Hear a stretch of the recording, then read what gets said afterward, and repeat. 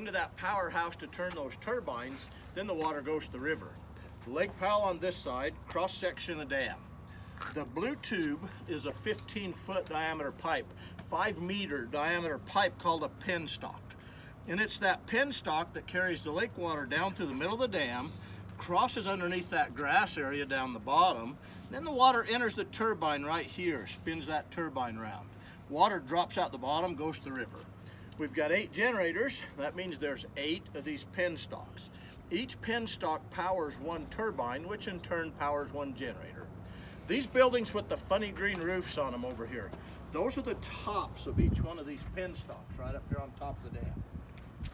There's a big gate that slides up and down on a rail right here. That gate will either open or close the penstock. Normally that penstock's always open. The only time that they'll generally close a penstock is if they're going to work on one of the generators down in the bottom. They'll close that particular penstock. The big crane that rolls along the top of the dam on the rails, that's what they use to lift this gate up and out of the housing right here. The gate's a big steel rectangle, weighs 110 tons. And that's what that crane is for, to lift this gate. Now, we talk a little bit about lake level, how low the lake is or how low it might go. If the lake level ever drops below the opening of the penstock, we just don't make electricity. We still release water because the opening for those 4 hollow jet valves that we looked at on the other side of the dam, their opening's a lot lower down here on the face of the dam.